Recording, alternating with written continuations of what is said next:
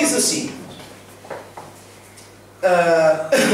depois diz o verso 4, ora, os dons são diversos, mas o Espírito é o mesmo. Também a diversidade de serviços, mas o Senhor é o mesmo. Os dons são diversos, mas o Espírito é o mesmo. Estamos aqui a ver o Espírito. Mas há diversidade de serviços, mas o Senhor a quem nós servimos é o mesmo. E há diversidade de realização, mas é o mesmo Deus.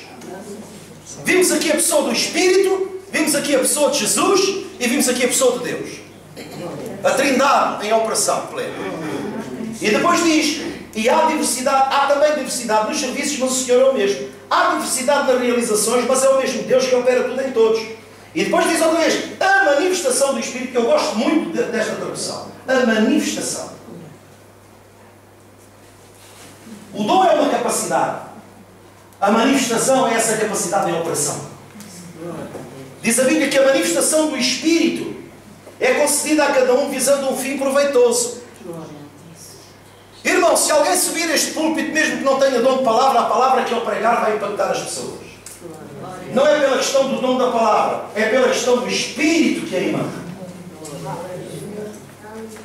E depois diz, porque um é dado pelo Espírito a palavra da sabedoria e o outro pelo mesmo Espírito a palavra do conhecimento. Eu vou dizer aos irmãos, sexta-feira vamos falar destes dois dons, sabedoria e conhecimento.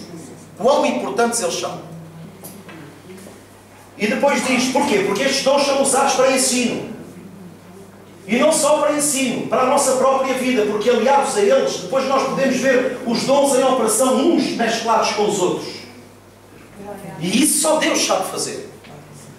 E então depois diz assim, a outro pelo mesmo Espírito a palavra do conhecimento, a outro no mesmo Espírito, a outro no mesmo Espírito, ou seja, a outro no mesmo propósito. A fé. Qual é o propósito? Qual é o propósito? O crescimento da igreja. Aperfeiçoamento dos santos. Porque através da manifestação do dom da fé se glorifica a Deus pelo seu fruto. E então é sobre este dom que nós vamos falar. O dom da fé é uma convicção inabalável, é algo que nós não conseguimos explicar. Eu não vos posso ensinar. Como é que eu vos vou dizer? Para vocês entenderem que os dons não são passíveis de ensino. São passíveis de aperfeiçoamento, mas não de ensino. Porque aperfeiçoamento é nós ganharmos a sensibilidade ao Espírito. E quando nós nos tornamos cada vez mais sensíveis ao Espírito, mais preparados estamos para sermos usados por Deus. Como é que alguém que não tem uma vida de oração pode ter a manifestação do Espírito Santo? Como é que uma pessoa que não tem uma vida de oração ganha sensibilidade à voz de Deus? Porque a oração não é um monólogo.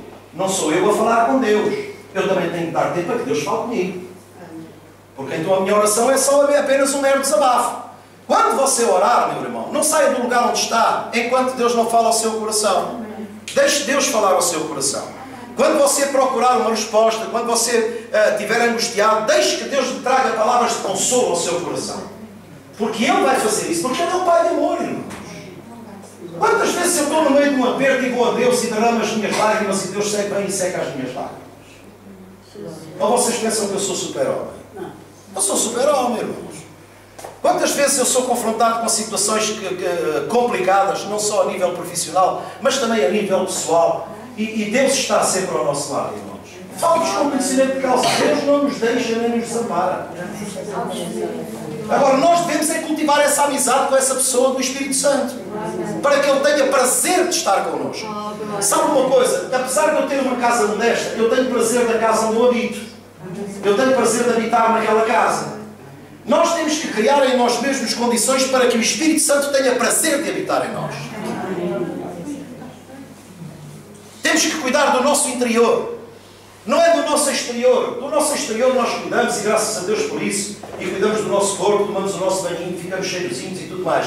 Mas o que mais importa é o nosso interior estar preparado para Deus, o nosso interior estar limpo, purificado para Deus. Oh pastor, mas isso é ausente de erro? Não! Mas o arrependimento é a melhor vassoura que Deus podia dar ao ser humano.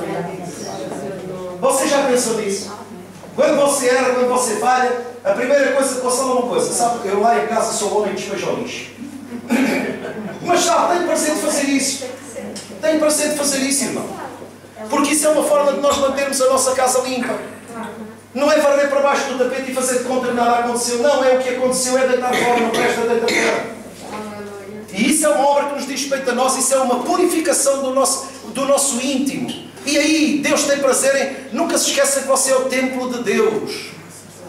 Deus habita dentro de si. Deus habita dentro de mim. E é aí que Ele se manifesta. Na sexta-feira, as nossas irmãs da etnia cigana estavam ali e cantaram uns cânticos ciganos. Aquilo é mesmo engraçado, parece um chorinho. Fazem mesmo cantar aquilo, mas cantam aquilo com pronto, e eu gostei, e as perguntas que elas me fizeram acerca do Espírito Santo, acerca do templo, acerca disto, acerca daquilo, ou seja, já está incutido nelas uma cultura que dificilmente se arranca de lá. Eu estou a falar pelo negativo. Porque tem muitos que estão muito mais preocupados com o futuro, do ir para o céu, como é que há o céu, se o céu tem portas, se o céu tem casas, se o céu tem isto, se o céu tem aquilo. Eu digo assim, caramba, nós temos que aprender como a Bíblia nos ensinou em nome das coisas grandes, acordar-se às humildes.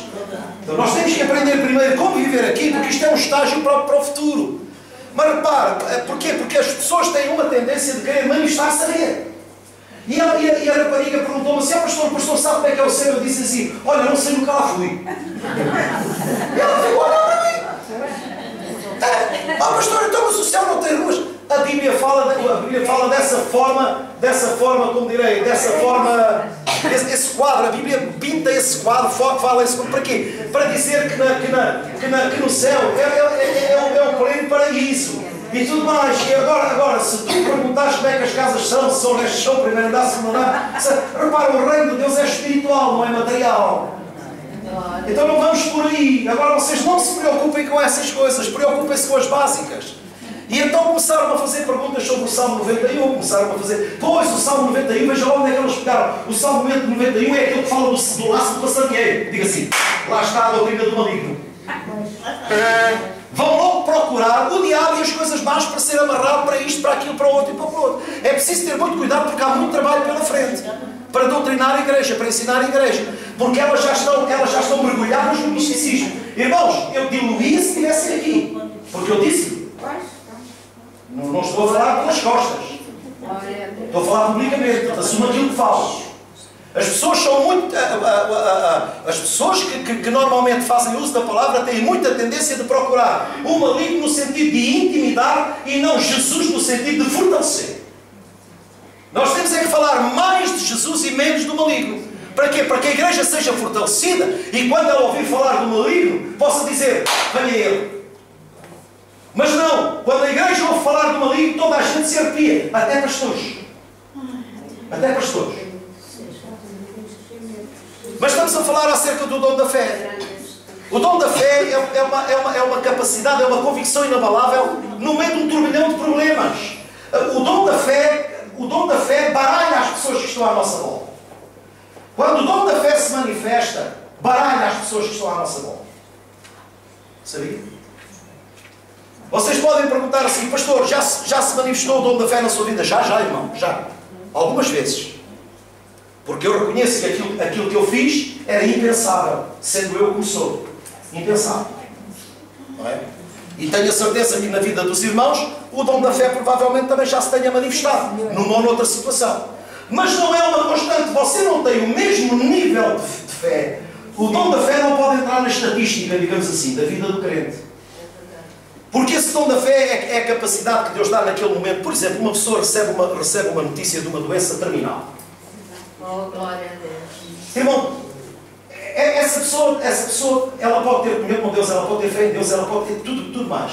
Mas não há quem o abande. Falem comigo. Não há quem o abande. Não há quem o abande. Ah, não, e tal. Olha, se morrer vou para Deus e tal. Não há quem o abande. Julgo eu. Não há quem o abande. Mas há uma coisa que acontece. Aí entra o Espírito de Deus em operação. E o Espírito de Deus começa a falar ao nosso Espírito. E Ele nos começa a exortar, Ele nos começa a levantar, Ele nos começa a levantar. E no momento-chave, o dom da fé vem sobre o crente, sobre o ser humano, não é sobre o crente, sobre o ser humano, e dá-lhe uma capacidade de acreditar no incrível. Temos exemplos bíblicos para nós compreendermos melhor a manifestação do Espírito Santo nessa vida.